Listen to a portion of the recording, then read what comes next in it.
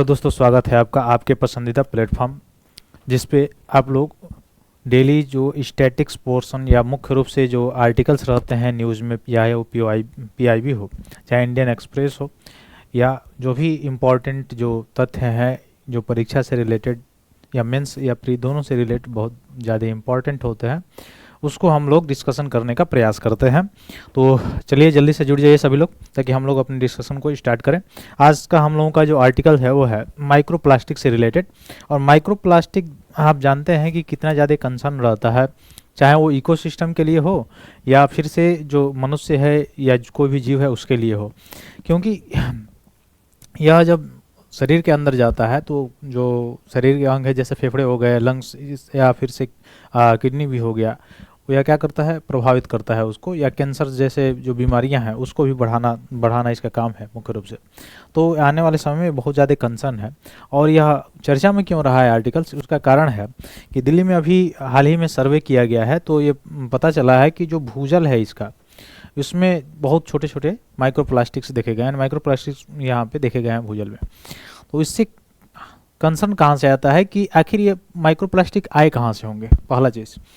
तो जैसे महानगर्स हैं, जहाँ जहाँ जैसे बम्बई हो गया या कलकत्ता हो गया या आपका दिल्ली हो गया, ऐसे जो जो महानगर हैं उनमें देखा जाए कूड़े का एक ढेर होता है। तो कूड़े का एक पहाड़ आप देखेंगे वहाँ पे लगा है। तो उसके नीचे जो उसका, चूँकि आप प्लास्टिक जो है या औद्योगिक जो प्लास्टिक है उसका केमिकल रिएक्शन होता नहीं, मुख्य रूप से वह गलता नहीं है, जैसे आपको पता भी है, या मुख्य रूप से अगर देखा जाए तो मतलब वो कंपोज नहीं हो पाता है, तो विघटित नहीं हो पाता है उसका। इससे क्या होता है, वह सीधे जो भूजल है जहाँ पे उसका ढेर लगा हुआ है उस स्तर पे जाके वह केमिकल रिएक्शन करके और तब जाके फिर से उसमें मिल जाने वाला काम, इसलिए भूजल में आ गया।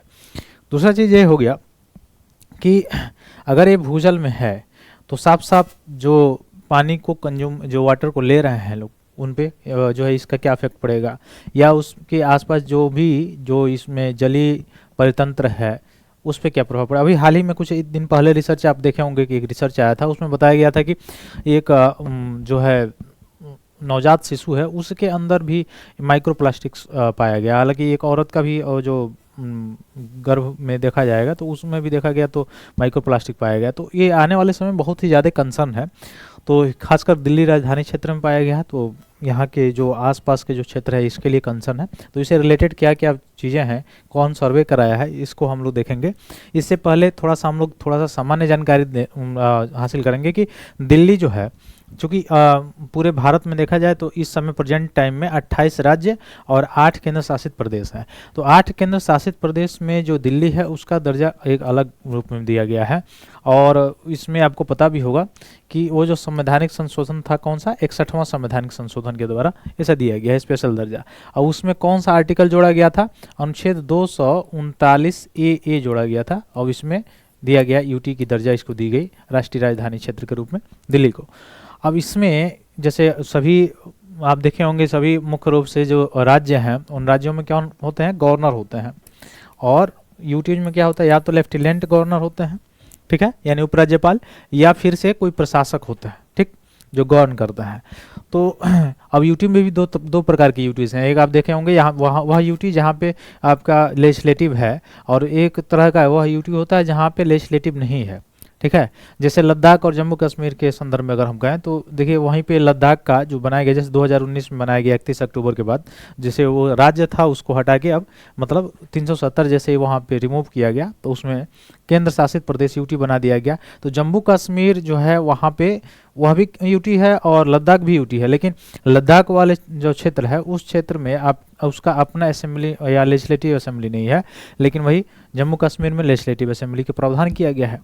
तो लेजिस्लेटिव असेंबली जहाँ पे होता है वहाँ पे मुख्यतः कौन होते हैं, एलजी होते हैं, लेफ्टिनेंट गवर्नर होते हैं, यूटी की मैं बात कर रहा हूँ। लेकिन जहाँ पे स्टेट होते हैं, स्टेट होता है, वहाँ पे कौन होता है, गवर्नर होता है, ठीक है, ये आप समझ ही रहे होंगे। तो 239 ए में दिल्ली का जो है ये वर्णन है। लेकिन यहाँ पे सभी यूटी से थोड़ा सा एक चीज़ अलग है, क्या, वो हम लोग देखेंगे कि इसमें 239 ए में 3 क्राइटेरिया इसमें डिफाइन किया गया है। कौन कौन सा, police, land and public order, यह तीन चीजें, पुलिस, लैंड और पब्लिक ऑर्डर, यह तीनों के तीनों किसके अधिकार क्षेत्र में है? एलजी के, लेफ्टिनेंट गवर्नर के। और आपको पता है कि लेफ्टिनेंट गवर्नर की नियुक्ति कौन करते हैं? प्रेसिडेंट। किसके बिहाव पे, किसके सलाह पे? तो जो प्राइम मिनिस्टर या काउंसिल ऑफ मिनिस्टर होते हैं उसके सलाह पे करते हैं, ठीक है। तो एक तरह से देखा जाए तो केंद्र सरकार ही इसको क्या करती है? गवर्नर करती है। अच्छा, इसमें अगर थोड़ा सा मेंस में, अगर हम लोग थोड़ा सा मेंस के अकॉर्डिंग अगर देखें तो उसमें आप देखेंगे कि विकेंद्रीकरण की जो बात की जाती है उसमें साफ साफ आर्टिकल 3 से ऐसा नहीं लगता है कि विकेंद्रीकरण, जैसे किस तरह से लगता है कि राज्य स्वायत्त तो हैं लेकिन केंद्र का जो पार्लियामेंट है या केंद्र जो है वह चाहे तो किसी राज्य की सीमा में परिवर्तन कर सकता है, किसी राज्य के नाम में परिवर्तन कर सकता है, या किसी एक राज्य को दो राज्यों में विभाजित भी कर सकता है। तो वह पार्लियामेंट के पास यानी केंद्र के पास इसके लिए शक्ति है। तो एक तरह से विकेंद्रीकरण का भी आप देख सकते हैं एग्जाम्पल यहाँ पे देख सकते हैं। तो ये तीन जो सब्जेक्ट हैं, जैसे आपको पता है कि 7वीं अनुसूची में एक संघ सूची, एक राज्य सूची, एक समवर्ती सूची और उसके बाद से अवशोषित सूची, इसके मतलब जो डिस्ट्रीब्यूशन ऑफ पावर है उसका व्याख्या किया गया है। तो उसमें अगर आप देखेंगे तो जो ये दिल्ली वाला जो क्षेत्र है, इस तीन जो विषय हैं, जो पुलिस, हालांकि पुलिस जो है ऐसे राज्यों में आप देखेंगे तो राज्यों के संदर्भ में तो ये राज्य सूची का विषय है, ये केंद्र सूची का, संघ सूची का विषय नहीं है। लेकिन यहाँ पे ये जो पुलिस हो गया, लैंड हो गया भूमि, और पब्लिक ऑर्डर हो गया, यह तीनों के तीनों एलजी के अंतर्गत आता है, लेफ्टिनेंट गवर्नर के यानी उपराज्यपाल के अंतर्गत। इसके अलावा जो चीजें होती हैं वह किसके अंतर्गत आता है? जो यहाँ पे कार्यपालिका होती है मुख्यमंत्री, वो वाला, मुख्यमंत्री के साथ जो कार्यपालिका मंत्री परिषद होती है उसके अंतर्गत आता है, ठीक है। दूसरी चीज कि यहाँ पे जैसे अन्य राज्यों में अगर देखेंगे तो वहाँ पे आर्टिकल 172 के तहत क्या होता है कि डिसॉल्व करना हो, अगर विघटन करना हो तो मंत्रिपरिषद सिफारिश करता है कि मुख्य रूप से जो सेशन होता है, सदन जो होता है उसको क्या कर दें? डिसॉल्व कर दें यानी विघटित कर दें। तो राज्यपाल क्या करते हैं? और डिसॉल्व करते हैं। लेकिन यहाँ पे कौन? यहाँ पे एलजी करते हैं, लेकिन उसका कारण उसमें कौन सा? सेंट्रल गवर्नमेंट का मुख्य रूप से कंसर्न होता है, ठीक। तो ये थोड़ा जो अलग जानकारी था ये हम लोग को यह ध्यान रखना चाहिए। तो ये तीन चीज तो आप बिल्कुल याद रखिएगा, पुलिस, लैंड और पब्लिक ऑर्डर। तो पुलिस वाला जो भी ये मामला है, ये अलग राज्यों में देखेंगे तो राज्य सूची का ही विषय है, ठीक है। केवल दिल्ली की बात जो है उसमें कौन सा है? पुलिस वाला मामला किसमें, किसके अंतर्गत आता है? एलजी के अंतर्गत आता है। लैंड यह भी एलजी के अंतर्गत आता है और पब्लिक ऑर्डर भी लेफ्टिनेंट गवर्नर के अंतर्गत ही आता है, ठीक।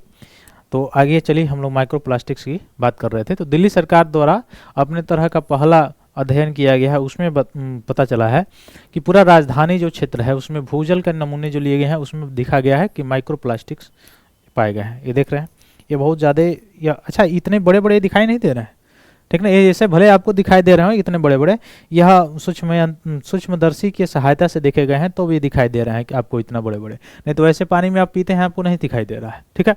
तो ये माइक्रो प्लास्टिक्स मिला है। अब माइक्रो प्लास्टिक्स मिल गया है तो बहुत बड़ा कंसर्न है, स्वास्थ्य से रिलेटेड, हेल्थ से रिलेटेड तो बहुत ज़्यादा कंसर्न है, ठीक है।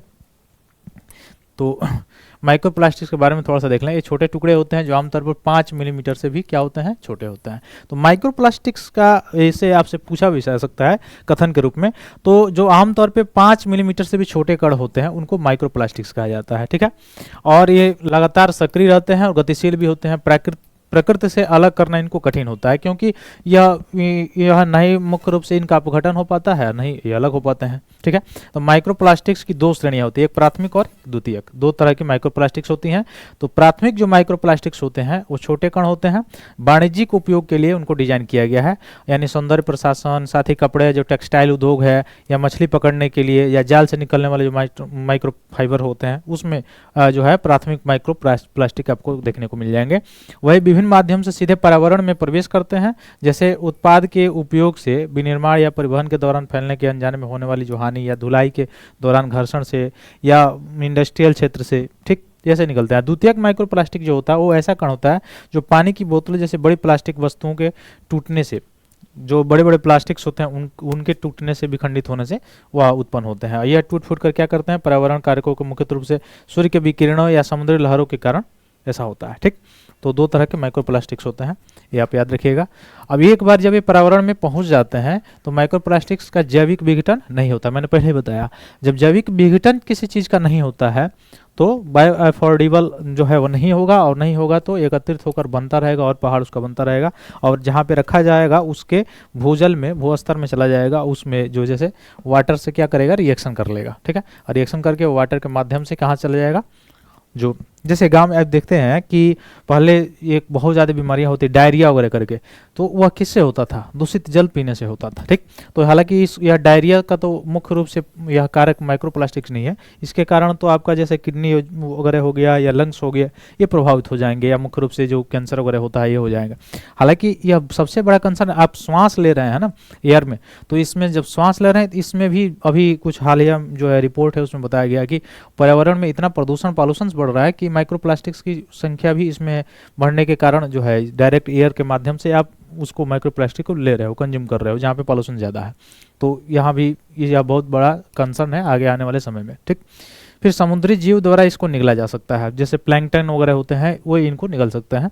जैसे जलीय जीव और खाद्य श्रृंखला में क्या होगा, जैव संचयन नुकसान पहुंच सकता है अगर जल में इसको रखा जाए, तो जो भी मछलियाँ वगैरह को खाती हैं सब इनको। या फिर आप देखे होंगे कि प्लास्टिक्स की जो प्लास्टिक्स का सिंगल यूज जो प्लास्टिक्स होता है उसका जो प्रयोग किया जाता है, उसको अगर ले जाके अगर उसमें कूड़ा वगैरह ले जाके फेंकते हैं आप, और उसमें जो पशुएं होती हैं वो जाके उसको खाती हैं, तो अगर उनके आमाशय वगैरह में जाके वो फंस जाता है तो उनकी डेथ भी हो जाती है, ठीक। और दूसरा चीज़ कि वो तो गलने वाला है नहीं, ठीक। तो विषैले रसायन और प्रदूषक भी ले जा सकता है साथ में, और जीवों को क्या करेगा, नुकसान करेगा, जिससे आने वाला समय में जो इकोसिस्टम होगा वो क्या होगा, मुख्य रूप से प्रभावित होगा। जैसे आपने बजट आज का देखा होगा, उसमें भी ये चर्चा किया गया है कि हम जो कार्बन का इमिशन है कोयले को अचानक जो है शट ऑफ नहीं करना चाहिए, अचानक बंद नहीं करना चाहिए, क्योंकि हम लोग उस परिस्थिति पर, उस स्तर पर नहीं पहुंचे हैं अभी, भारत उस स्तर पर भी नहीं पहुंचा है रिन्यूएबल एनर्जी के मामले में कि उसको कोयले का जो है वो सारी चीज़ें वो नहीं बंद करना चाहिए, ठीक है, क्योंकि उससे प्रभावित होगा, ठीक, प्रोडक्शन प्रभावित होगा, सारी चीज़ें प्रभावित होंगी। तो ये सारी चीज़ें भी कंसर्न है, आप उसको देख लेंगे। तो ये सारी चीज़ें आपको अच्छे से समझ में आई होगी, ऐसा करते हैं। माइक्रोप्लास्टिक्स के बारे में और भी जुड़ी जो बीमारियां हैं या और भी जुड़े जो रिपोर्ट हैं वो आप थोड़ा सा देख लेंगे उसको, क्योंकि ये जरूरी है। जो अभी हालिया में 1-2 रिपोर्ट जो आया है उसमें माइक्रोप्लास्टिक से रिलेटेड और कैंसर वगैरह सारी चीज़ें स्वास्थ्य के लिए तो बहुत ज़्यादा कंसर्न है। तो ऐसा करते हैं, सारी चीज़ें आपको समझ में आई है, समझ में अगर आई है तो लाइक कीजिए, सब्सक्राइब कीजिए। बहुत बहुत धन्यवाद दोस्तों, जय हिंद।